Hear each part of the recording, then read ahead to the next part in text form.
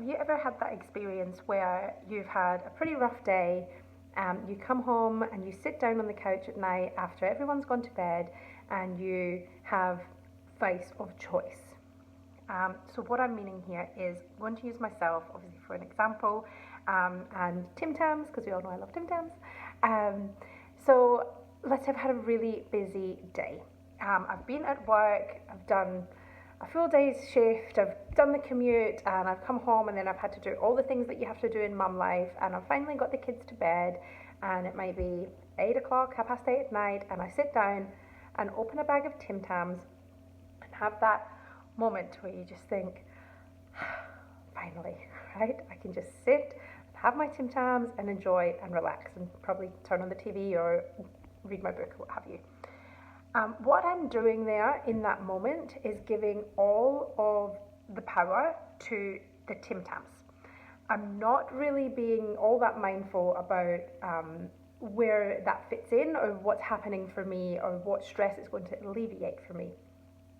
So a lot of the mindful eating movement is really thinking about why you want to eat something, how much of it you want, what it is that you actually want, identifying with your emotions, sitting with the emotions, processing the emotions, and then making your food choices based on that. So this post isn't really so much about that angle of things. I'm more looking at the subconscious connection, the relationship that you can form between certain foods and certain emotions. So in the example that I just used, what I have subconsciously done there is programmed myself to believe that Tim Tams equals relaxation, because I'm using it to self-soothe at the end of a stressful day. And that means the next time that I feel stressed, my brain is going to think, ding, ding, ding, what helps me feel relaxed? Tim Tams and the couch, right? And that's actually not really correct. That's not what's true. What is actually making me feel relaxed is the fact that I am finally sitting down and taking time out for myself and indulging in something that makes me feel good.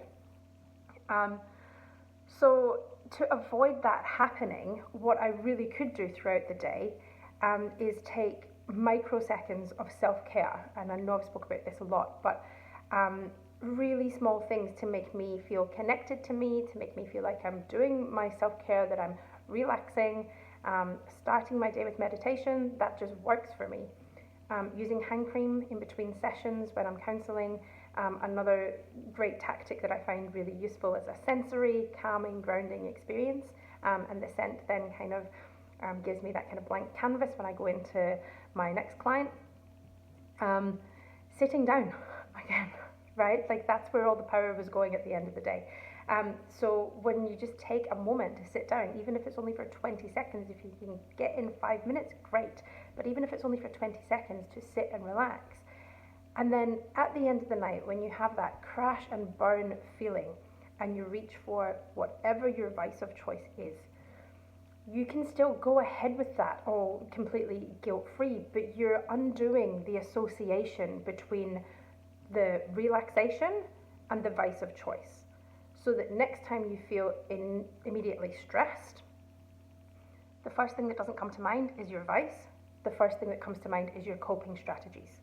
So we're kind of reprogramming the way that all unfolds for us. So have a think about when you have that crash and burn moment at the end of a busy, stressful day. What do you reach for? And are you enjoying it? Is it serving its purpose? Or are you just giving all power to the vice of choice and then conditioning yourself to believe that that's what helps you relax? When in actual fact, what helps you relax is taking time out for yourself and engaging in positive health behaviours. And that's not to say that we're never going to want the Tim Tams at the end of the night. That would be absurd. You're still going to want that. What you're doing though is giving yourself options and being able to sit with an emotion and think about, is this what I want? Is it not what I want? And if it is what you really want, then you know that you can eat that mindfully, enjoy it, and it's not an association that you've made and programmed yourself to believe that you need it to relax. I hope that's helped nut that one out for you. Thank you.